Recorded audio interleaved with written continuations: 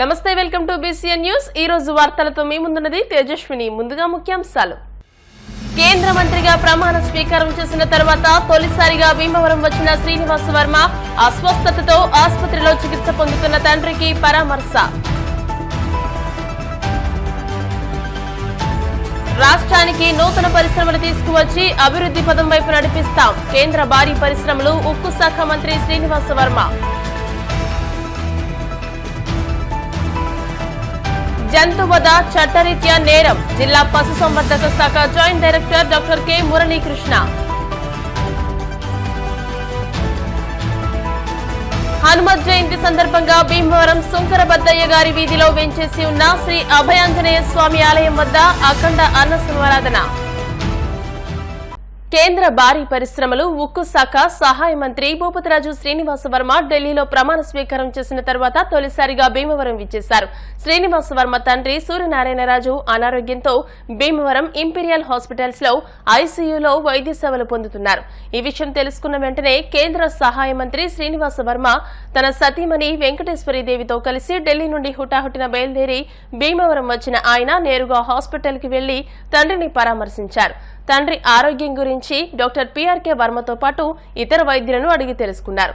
DNR కళాశాల secretary and correspondent Gadaraju Babu, Ananda group chairman UK Viswanatharaju, TDP రాష్ట్ర కార్యదర్శి Kolla Nageswararao, housing board colony Padmavathi Venkateswara Swamy మందిరం చైర్మన్ కంతేటి వెంకటరాజు, గాదిరాజు సుబ్బరాజు, చెరుకువాడ రంగసాయి, అల్లూరి సాయి దుర్గరాజు, జనసేన జిల్లా ప్రధాన కార్యదర్శి చనమల్ల చంద్రశేఖర్, చిన్మయప్రభ అధ్యక్షులు బొండ వెంకట సుబ్బారావు, టీడీపీ నాయకులు గంటా త్రిమూర్తులతో పాటు పలువురు ప్రముఖులు ఆసుపత్రి వద్దకు చేరుకుని వర్మను కలిశారు.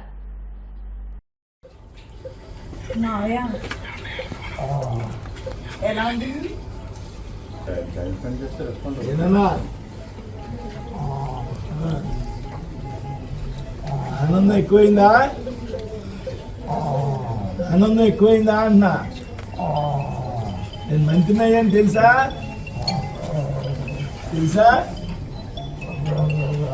టీవీలో చూసారా?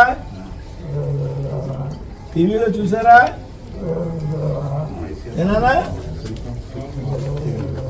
టీవీలో చూసారంట కదా?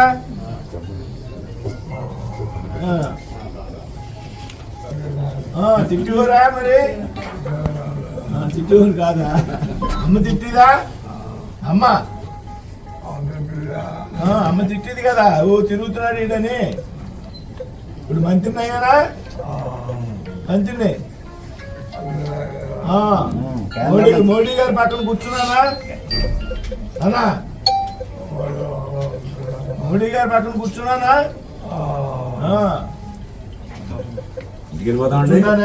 వెళ్ళిపోతాను ఇంటికి కొంచెం తగ్గాక.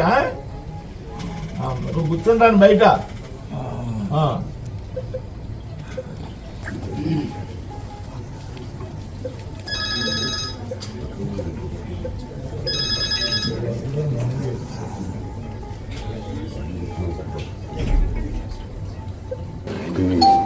వేళ్ళు కొంచెం కలపండి. లెఫ్ట్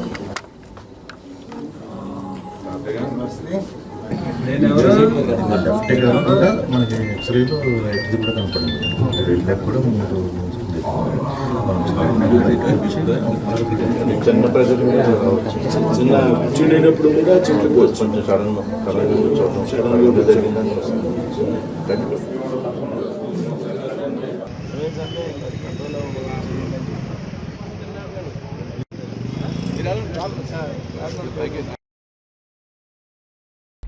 ప్రధానిగా మూడవసారి ప్రమాణ స్వీకారం చేసిన మోదీ కేబినెట్ లోకి తనను తీసుకోవడం ఆనందంగా ఉందని కేంద్ర భారీ పరిశ్రమలు ఉక్కు శాఖ సహాయ మంత్రి భూపతిరాజు శ్రీనివాస వర్మ పేర్కొన్నారు. ఈ మేరకు ఆయన భీమవరంలో మీడియాతో మాట్లాడుతూ బీజేపీలో కష్టపడిన సామాన్య కార్యకర్తకు దక్కిన గౌరవంగా భావిస్తున్నట్టు తెలిపారు. కేంద్ర సహాయ మంత్రిగా అవకాశం ఇచ్చిన ప్రధాని మోదీకి, పార్టీ అధ్యక్షులు నడ్డాకు, హోంమంత్రి అమిత్ షాకు ఆయన ధన్యవాదాలు తెలియజేశారు.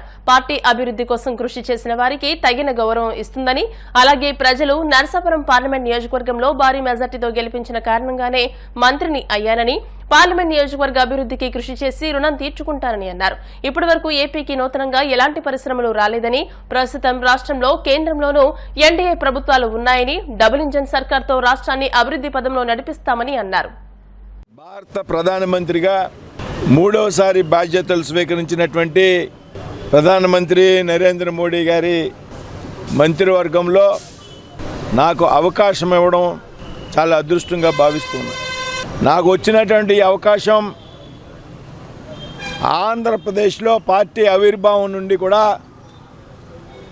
పార్టీ కోసం అహర్నిశలు కష్టపడి పనిచేసినటువంటి సామాన్య కార్యకర్తకు లభించినటువంటి గౌరవంగా ఇవాళ రాష్ట్రంలో కార్యకర్తలంతా కూడా భావిస్తూ ఉన్నారు. మరి ఈ విధంగా అవకాశం ఇచ్చినటువంటి ప్రధానమంత్రి నరేంద్ర మోడీ గారికి, పార్టీ అఖిల భారత అధ్యక్షులు నడ్డా గారికి, హోంమంత్రి అమిత్ షా గారికి, పార్టీ రాష్ట్ర నాయకత్వానికి అందరికీ కూడా పేరు పేరున ధన్యవాదాలు తెలియజేసుకుంటున్నాను. ఏదైతే భారతీయ జనతా పార్టీలో పార్టీ కోసం అహర్నిశలు కష్టపడి పనిచేస్తారో అటువంటి కార్యకర్తలకు సమయం వచ్చినప్పుడు, అవకాశం వచ్చినప్పుడు తప్పనిసరిగా పార్టీ గుర్తిస్తుంది అనేటువంటి విషయానికి ఇది ఒక చక్కటి నిదర్శనంగా భావిస్తూ ఉన్నా. భారతీయ జనతా పార్టీ కార్యకర్త ఆధారిత పార్టీ. ఆ విధంగా పనిచేసినందుకు మాత్రమే నాకు ఈ విధంగా అవకాశం వచ్చింది. నేను ఈవేళ మంత్రిని అయ్యాను అంటే దానికి ముందుగా నేను పార్లమెంట్ సభ్యుడిగా ఎన్నిక కావడం, పార్లమెంట్ సభ్యుడిగా ఎన్నికైనటువంటి సందర్భంలో రాష్ట్రంలోనే అతిపెద్ద మెజార్టీ, అతి ఎక్కువ మెజార్టీ వచ్చినటువంటి అతి కొద్ది స్థానాల్లో నరసాపురం పార్లమెంట్ నియోజకవర్గం కూడా ఉంది. ఈ నరసాపురం పార్లమెంట్ నియోజకవర్గంలో ప్రజలు నన్ను పెద్ద మెజార్టీతో పార్లమెంట్ సభ్యుడిగా గెలిపించారు కాబట్టి నేను ఈవేళ మంత్రిగా కలిగా. కాబట్టి నరసాపురం పార్లమెంట్లో ఉన్నటువంటి ప్రజలకు అందరికీ కూడా పేరు పేరున, అదేవిధంగా ఈ నియోజకవర్గంలో ఉన్నటువంటి 3 పార్టీల కార్యకర్తలు, Bharatiya Janata party, Telugu Desam party, Janasena party కార్యకర్తలు అహర్నిశలు నా విజయం కోసం కష్టపడి పనిచేసి నన్ను పార్లమెంట్ సభ్యునిగా గెలిపించినందువలన మాత్రమే నేను మంత్రి కాగలిగాను అనేటువంటి విషయాన్ని గుర్తు తెచ్చుకుంటూ, రాబోయేటువంటి రోజుల్లో తప్పనిసరిగా వారి యొక్క రుణాన్ని తీర్చుకునే విధంగా నా పనితీరు ఉంటుంది అనేటువంటి విషయాన్ని ఈ సందర్భంగా తెలియజేస్తున్నా. భారీ పరిశ్రమలు, స్టీల్, ఏదైతే ఆంధ్రప్రదేశ్లో గత 5 సంవత్సరాలుగా ఒక్క కొత్త పరిశ్రమ కూడా వచ్చినటువంటి సందర్భం లేదు. కొత్త పరిశ్రమలు రాకపోగా ఈ రాష్ట్రంలో ఉన్నటువంటి పరిశ్రమలు కూడా ఇతర రాష్ట్రాలకు వెళ్ళిపోయేటువంటి పరిస్థితి ఈ రాష్ట్రంలో మనందరికీ కూడా తెలుసు. దీనికి చక్కటి ఉదాహరణ అమర్ రాజా బ్యాటరీస్. కాబట్టి రాష్ట్రంలో కొత్త పరిశ్రమలు ఆహ్వానించాలి. రాష్ట్రంలో కూడా ఎన్డీఏ ప్రభుత్వం వచ్చింది. ఈవేళ ఏదైతే మనం డబుల్ ఇంజన్ సర్కార్ అని చెప్తూ ఉన్నామో, కేంద్రంలో రాష్ట్రంలో ఒకే పార్టీ, ఒకే కూటమి ప్రభుత్వాలు అధికారంలో ఉండాలని ఈవేళ రాష్ట్రంలో, కేంద్రంలో ఎన్డీఏ ప్రభుత్వాలు ఉన్నాయి. కొత్త పరిశ్రమలు ఈ రాష్ట్రంలో ప్రారంభించే విధంగా మనం కృషి చేయాలి. ముఖ్యమంత్రి చంద్రబాబు నాయుడు గారు కూడా బాధ్యతలు స్వీకరిస్తున్నారు. రేపు కొత్తగా రాష్ట్రంలో ఒక భరోసా, రాష్ట్రంలో ఉన్నటువంటి పరిశ్రమలకు ఒక భరోసా ఇవ్వాలి. రాష్ట్రంలో కొత్తగా పరిశ్రమలు పెట్టాలి అనుకునేటువంటి సంస్థలకు కానీ వ్యక్తులకు కానీ మనం ఒక భరోసా ఇవ్వాలి. త్వరితగతిన అనుమతులు మంజూరు చేయాలి. కఠిన తరంగా ఉన్నటువంటి నిబంధనలను సరళీకృతం చేయాలి. భూమి కేటాయింపులు వెంటనే జరగాల. మనం భరోసా ఇవ్వాలి కొత్తగా వచ్చేటువంటి పరిశ్రమలు స్థాపించేటువంటి వ్యక్తులకు కానీ సంస్థలకు కానీ. ఈ విధంగా రాష్ట్ర ప్రభుత్వం, కేంద్ర ప్రభుత్వం కలిసి ఈ రాష్ట్రంలో పరిశ్రమలు స్థాపించేటువంటి వ్యక్తులకు, సంస్థలకు ఒక భరోసా ఇచ్చి ముఖ్యమంత్రి గారి సహకారంతో, కేంద్రంలో ప్రధానమంత్రి సహకారంతో, ఏదైతే కేబినెట్ మంత్రిగా ఉన్నటువంటి కర్ణాటకకు చెందినటువంటి కుమారస్వామి గారి సహకారంతో ఈ రాష్ట్రంలో కొత్త పరిశ్రమల స్థాపనకు కృషి చేస్తామనేటువంటి విషయాన్ని, అదేవిధంగా ఉన్న పరిశ్రమలు కూడా భరోసానిస్తాం. ఉన్న పరిశ్రమలు కూడా వారి యొక్క సామర్థ్యాన్ని పెంచుకుంటానికి అవకాశం ఇస్తాం.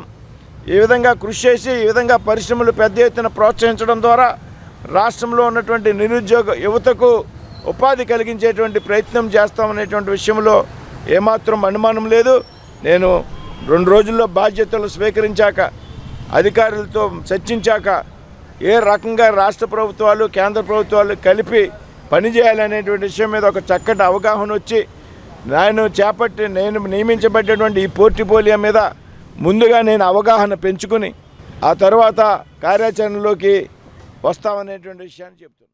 జంతువధ చట్టరీత్యా నేరమని, గోవధ బ్రహ్మ హత్య పాతకమని, జంతువులను అక్రమంగా రవాణా వంటివి కూడా నేరమని జిల్లా పశుసంవర్ధక శాఖ joint director doctor K Muralikrishna అన్నారు. ఆంధ్రప్రదేశ్ పశుసంవర్ధక శాఖ జిల్లా జంతు సంక్షేమ సంఘం ఆధ్వర్యంలో జంతువధ నిషేధించాలని, గోహత్య నేరమంటూ పట్టణంలో అవగాహన ర్యాలీ నిర్వహించారు. మురళీకృష్ణ మాట్లాడుతూ గోవులను వధించడం, జంతువులను అక్రమ రవాణా చేయడం నేరాలుగా గుర్తించి శిక్షలు వేస్తారని, అందువల్ల ప్రతి ఒక్కరూ అవగాహన కలిగి ఉండాలని హెచ్చరించారు. డిప్యూటీ డైరెక్టర్ జాఫర్ హుస్సేన్ మాట్లాడుతూ జంతువులను ప్రేమించడం మానవ ధర్మమని, గోవధ చట్టరీత్యా నేరమని అన్నారు. చెరుకువాడ రంగసాయి గోవధ నిషేధ ప్రతిజ్ఞా ర్యాలీ నిర్వహించారు. ఈ కార్యక్రమంలో అసిస్టెంట్ డైరెక్టర్ ఏ సత్యనారాయణ, లయన్స్ క్లబ్ ఉపాధ్యక్షులు నరహరిశెట్టి కృష్ణ తదితరులు పాల్గొన్నారు. అందరికీ నమస్కారం. ప్రభుత్వం కొన్ని చట్టాలు చేసింది. అందులో ముఖ్యమైనది ఏంటంటే గోవధ నిషేధ చట్టం. దీన్ని మనం అమలు చేయడానికి ఈరోజు మనం ఎస్పీసీఏ ద్వారా మనం భీమవరం పట్టణంలో అవేర్నెస్ కార్యక్రమం అనేటువంటిది చేయడం జరుగుతుంది. మరి ముఖ్యంగా 17వ తారీఖు బక్రీద్ పండుగ సందర్భంగా పశువుల యొక్క అక్రమ రవాణా చేసి జరుగుతూ ఉంటుంది కాబట్టి దాన్ని నిరోధించడానికి మరి ముఖ్యంగా ఏంటంటే గోవుల్ని వధించకూడదని చట్టం ఉంది. అదేవిధంగా పశువుల రవాణాలో కూడా మినిమం స్టాండర్డ్స్ అనేటువంటి మెయింటైన్ చేయాలి. కిక్కిరిసిపోయినటువంటి వ్యాన్లలో పశువుల్ని కిక్కిరిసిపోయినట్టుగా వాటిని రవాణా చేయడం, వాటికి ప్రాథమిక సదుపాయాలు అనేటువంటి తాగునీరు కానీ లేదా ఫస్ట్ ఎయిడ్ కానీ లేకుండా ఎటువంటి వ్యాన్ అయితే అటువంటి వ్యాన్లు వాటిని రవాణా చేస్తుంటారు కాబట్టి అవన్నీ కూడా అరికట్టడానికి ముఖ్యంగా బక్రీద్ రోజున గోవధ అనేటువంటిది జరగకుండా చూడాలని చెప్పి అవగాహన కార్యక్రమంతో పాటు ఇందులో ఎస్పీసీఏలో సభ్యులైనటువంటి పోలీసు వారిని, అదేవిధంగా ట్రాన్స్పోర్ట్ ఆఫీసర్ వారిని, అదేవిధంగా మున్సిపల్ కమిషనర్స్ని విన్నవించుకుంటున్నాం. తప్పకుండా బక్రీద్న మనం గోవధ అనేటువంటిది నిషిద్ధం జరిగే విధంగా చూడాలని చెప్పేసి సభ్య సమాజాన్ని కోరుకుంటున్నాం. భాగంగా రాబోతా ఉన్న బక్రీద్ జూన్ 17వ తారీఖున జరగబోతూ ఉంది. దానిని పురస్కరించుకొని ఎలాంటి అక్రమ రవాణా కానీ, జంతువధ కానీ, జంతు బలి కానీ ఈ జిల్లాలో జరగకుండా ఉండాలనే సంకల్పంతో ఈ కార్యక్రమాన్ని ప్రజల్లోకి తీసుకెళ్ళడానికి మన జిల్లా జంతు సంక్షేమ గౌరవ ఆనరీ సెక్రటరీ గారు డాక్టర్ కె మురళీకృష్ణ గారు, జిల్లా పశుసంవర్ధక శాఖ అధికారి వారు ఉన్నారు. తదుపరి జిల్లాలో మనకి ఎస్పీసీఏ మెంబర్స్ ఉన్నారు. శ్రీ చెరుకువాడ శ్రీ రంగసాయి గారు వారు ఒక మెంబరు. తదుపరి శంకర దాస్ గారు అంటే ప్రెసిడెంట్గా ఉంటున్నారు. ఇలాగా జిల్లా ఈ యొక్క జంతు సంక్షేమ సంఘంలో సభ్యులందరూ కలిసి సమన్వయంతో ఈ కార్యక్రమాలు బక్రీదు తదనంతరం కూడా ముందుకి తీసుకొని వెళ్ళాలని సంకల్పంతో ఈ కార్యక్రమాన్ని మేము అంటే మా గౌరవ జిల్లా పశుసంవర్ధక శాఖ అధికారి వారి యొక్క ఆధ్వర్యంలో నిర్వహించడం జరుగుతుంది. పశుసంవర్ధక శాఖ వారు ఈ విధంగా జంతు సంక్షేమ సంఘం ఇలా అందరినీ ఏర్పాటు చేసి గోవధ నిషేధించాలనే ఉద్దేశంతో ఒక కార్యక్రమాన్ని ఏర్పాటు చేసుకుంటూ వస్తున్నారు. మేము కూడా దాంట్లో భాగస్వాములయ్యాం. అయినప్పటికీ కూడా అనేక చోట్ల జరుగుతూనే ఉన్నాయి గోవధ. మరి ఈ విధమైనటువంటి సాంప్రదాయమైనటువంటి మన భారతదేశ గోవును మరి అలా చేయడం అనేది చాలా నేరం. అటువంటి గోవధను ప్రతి ఒక్కరూ కూడా ఖండించాలి. ఈ ఖండించినప్పుడే జరుగుతుంది. అయితే పశుసంవర్ధక శాఖ ఒక్కళ్ళు చెప్తే సరిపోతుంది. ప్రజల్లో అవగాహన రావాలి, సంపూర్ణ అవగాహన రావాలని కోరుకుంటూ ఇవాళ ఈ ర్యాలీని మరి సఫలీకృతం చేయడానికి అందరం కూడా పశుసంవర్ధక శాఖ వారు ఉన్నాం. గోవధాన్ని నిషేధించాలని కార్యక్రమం నిర్వహిస్తున్నాము. ఇందులో అందరూ పాల్గొన్నారు. మన పశుసంవర్ధక శాఖ సిబ్బంది ఎక్కువగా ఇదే మన డిహెచ్ఓ గారు చెప్పినట్టు పశువుల్ని ట్రాన్స్పోర్ట్ చేసేటప్పుడు కూడా చాలా ఎక్కువగా పశువులు వేసేసి వెహికల్స్లో వేసేసి ఓవర్ క్రౌడింగ్ చేసేసి పంపిస్తున్నారు. అది కూడా మనం జాగ్రత్తగా చూసుకుని వాటికి సరైన ఆహారము, తర్వాత నీళ్లు కల్పించాలి. మోకాళ్ల నొప్పులను హెర్బల్ ఆయుర్వేద వైద్య విధానంతో పూర్తిగా నయం చేసుకోవచ్చని ఆర్జేఆర్ హెర్బల్ ఆసుపత్రి వైద్యురాలు డాక్టర్ వాసంతి తెలియజేశారు. ఈ మేరకు ఆమె మోకాళ్ల నొప్పుల గురించి మాట్లాడుతూ ఈ సమస్యతో బాధపడేవారు ఆర్జేఆర్ హెర్బల్ ఆసుపత్రికి వస్తే సమస్య నుంచి పూర్తిగా ఉపశమనం పొందవచ్చని అన్నారు. బరువు పెరగడం, బరువైన పనులు చేయడం, ఎక్కువగా నిల్చుని పనులు చేయడం వల్ల మోకాళ్ల చిప్పలు అరిగిపోయి భరించలేని నొప్పి ప్రారంభమవుతుందని అన్నారు. హెర్బల్ ఆయుర్వేద వైద్య విధానంతో ఈ సమస్యను పూర్తిగా నయం చేసుకోవచ్చని ఆమె తెలిపారు. మోకాళ్లలో అరుగుదల ఉన్న వారిని పరీక్షించి పరిస్థితిని అంచనా వేసి ఎలాంటి శస్త్రచికిత్స లేకుండా ఆయుర్వేద కషాయాలు తీసుకోవడం ద్వారా సమస్య నుంచి ఉపశమనం పొందవచ్చని తెలిపారు. తగిన విధంగా పంచకర్మ వైద్యం పొందితే గుజ్జును తిరిగి రూపొందించవచ్చని తెలిపారు. 7 నుండి 21 రోజుల పాటు జాను వస్తే అనే ఆయుర్వేద వైద్యం పొందితే మోకాళ్ల నొప్పులు తగ్గుతాయని తెలిపారు. గతంలో ఆర్జేఆర్ హెర్బల్ ఆసుపత్రిలో చికిత్స పొంది పూర్తిగా ఉపశమనం పొందిన వాళ్లు చాలా మంది ఉన్నారని తెలిపారు. ఉభయ తెలుగు రాష్ట్రాల్లో ఉన్న 35 ఆర్జేఆర్ హెర్బల్ హాస్పిటల్స్ లో వైద్య సేవలు పొందవచ్చని ఆమె తెలిపారు. తమ హాస్పిటల్స్ లో మెరుగైన ఆయుర్వేద వైద్యం అందజేస్తున్నట్టు వాసంతి తెలిపారు. ప్రెజెంట్ పాపులేషన్లో ఈ మోకాల నొప్పులు అనేవి చాలా ప్రివలెంట్ జాయింట్ డిసీజ్. చాలా ఎక్కువ మందిలోనే మనం ఇది చూస్తూ ఉంటాం. ఎక్కువగా మనం వయసు పైబడిన వాళ్ళలో ఈ మోకాల నొప్పులు అనేవి మనకి ఎక్కువగా కనిపిస్తూ ఉంటాయి. దీనినే ఆస్టియో ఆర్థరైటిస్ అంటారు. ఎక్కువగా మనకి మన శరీరంలోని వాతం అనేది పెరగడం వల్ల ఈ జాయింట్ అనేది తొందరగా అరిగిపోవడం వల్ల మనకి మోకాల నొప్పులు అనేవి వస్తూ ఉంటాయి. మన శరీరంలో ఉండేటటువంటి ఈ తుంటి ఎముక, మన యొక్క కాలి ఎముక మధ్యలోని మనకి కార్టిలేజ్ అనేది ఉంటుంది. ఈ కార్టిలేజ్ అనేది ఒక 3 mm వరకు థిక్నెస్ ఉంటుంది. అది అరిగిపోవటం వల్ల 2 జాయింట్స్ మధ్యన రాపిడి జరగడం వల్ల మనకి మోకాళ్ళలో వాపు అనేది ఏర్పడడం, నొప్పి అనేది రావడం అనేది జరుగుతుంది. ఇది వచ్చేటప్పుడు ఏమవుతుంది అంటే ప్రెజెంట్ పేషెంట్ స్టార్టింగ్ పెయిన్ మాత్రమే కంప్లైంట్ చేస్తూ ఉంటారు. మార్నింగ్ అంతా కూడా కంఫర్ట్గా వర్క్ చేసుకొని ఈవినింగ్ అయ్యేసరికి నొప్పి అనేది ఎక్కువ అవటం అనేది గమనిస్తూ ఉంటారు. ఇంకా ఈ అరుగుదల అనేది ఎక్కువ అయ్యే కొద్దీ చుట్టూ వాపు అనేది ఏర్పడుతుంది. అదే దగ్గరికి తీసుకోవటం, చాపడం కూడా చాలా కష్టంగా ఉంటుంది. ఇంకా మోకాల యొక్క చిప్ అనేది ఇంకా అరిగిపోతుంది అనుకునేటప్పుడు మనకి మోకాలు అనేవి బెండ్ అయిపోయి డిఫార్మిటీ కూడా కనిపిస్తూ ఉంటుంది. ఇది మనకి సాధారణంగా 4 స్టేజెస్లో కనిపిస్తుంది. 0 to 4 స్టేజెస్లో మోకాలు అనేది కొంచెం కొంచెంగా ఆ కార్టిలేజ్ అనేది థిక్నెస్ అనేది తగ్గుతూ మొత్తానికి అరిగిపోతుంది. ఇలా పేషెంట్స్ చాలామంది ఇంకా దీనికి ఎలాంటి పరిష్కారము ఏమి ఉంది అని చెప్పి వెతుకుతూ ఉంటారు. పెయిన్ కిల్లర్స్ వాడతారు. పెయిన్ కూడా తగ్గకపోతే నెక్స్ట్ మనం హాస్పిటల్లో చూపించుకుంటే PRP ట్రీట్మెంట్స్ చెప్తూ ఉంటారు. అదేవిధంగా మోకాల సర్జరీ, మోకాల చిప్ప మొత్తాన్ని మార్చాలి అని చెప్తూ ఉంటారు. మోకాల చిప్ప మార్చిన తర్వాత కూడా చాలామంది ఈ మోకాల నొప్పులతో బాధపడుతూ ఉంటారు. అలాంటి పేషెంట్స్ మన ఆర్జేఆర్ హెర్బల్ హాస్పిటల్కి వచ్చినప్పుడు ఈవెన్ 4th స్టేజ్లో కూడా వచ్చేవాళ్ళు చాలామందే ఉంటారు. ఇలాంటి పేషెంట్స్ వచ్చేటప్పుడు మనం ఎలాంటి శస్త్రచికిత్స లేకుండా, PRP ట్రీట్మెంట్స్ అవసరం లేకుండా మనం చేసేటటువంటి ఆధునికమైనటువంటి మనం ప్రాచీన కాలం నుండి మనం ఇప్పుడు వాడుకలో ఉండేటటువంటి పంచకర్మ ట్రీట్మెంట్స్ అనేవి మనం చేస్తూ ఉన్నాం. ఈ పంచకర్మ ట్రీట్మెంట్స్ అనేవి చేయటం వల్ల మనకి ఈ మోకాల అనేది కార్టిలేజ్ అనేది ఎలాంటి శస్త్రచికిత్స లేకుండా మనం ట్రీట్ చేయగలుగుతున్నాం. మనం ఇచ్చేటటువంటి ఔషధాలు అనేవి, మనం ఇచ్చేటటువంటి కషాయాల ద్వారా ఎముకలు అనేవి గట్టిపడడం అనేది జరుగుతుంది. తర్వాత ఈ మోకాల నొప్పి అనేది కార్టిలేజ్ 4th స్టేజ్లో ఉంది అంటే ఖచ్చితంగా మనం పంచకర్మ ట్రీట్మెంటు, సింపుల్గా మనం చేసేటటువంటి జాను వస్తి అనేటటువంటి ట్రీట్మెంటు మోకాల గుజ్జు అనేది పెరగటానికి చాలా హెల్ప్ అవుతుంది.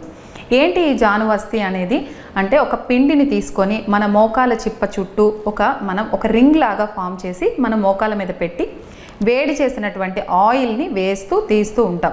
దీనికి ఎలాంటి సూది కానీ ఎలాంటి ఇబ్బంది అనేది ఉండదు. ఈ వేడి చేసే ఆయిల్ వేయటం వల్ల ఏమవుతుంది అంటే అక్కడికి రక్త సరఫరా అనేది పెరుగుతుంది. ఈ రక్త సరఫరా పెరగడం వల్ల అక్కడ ఉండేటటువంటి కార్టిలేజ్ అనేది ఈ రక్తాన్ని మనము ఎక్కువగా ఫ్లో అనేది పెరగడం వల్ల మిగిలిన ప్లేస్ అంతా చల్లగా ఉండి ఆ ప్లేస్లో మాత్రమే వేడి ఉంటుంది కాబట్టి అక్కడికి కార్టిలేజ్ అనేది రీజనరేషన్ అనేది స్టార్ట్ అవుతుంది. ఇలా మనం ఒక 7 రోజులు, 14 రోజులు, 21 days వరకు చేస్తూ ఉంటాం. మనకి స్టార్టింగ్లోనే పేషెంట్ మనం ఇనీషియల్ స్టేజ్లోనే, ఫస్ట్ స్టేజ్లోనే వచ్చారు అనుకుంటే ఒక 7 days ట్రీట్మెంట్ తర్వాత వాళ్ళు ఒక లాట్ ఆఫ్ డిఫరెన్స్ అనేది ఖచ్చితంగా కనిపిస్తుంది.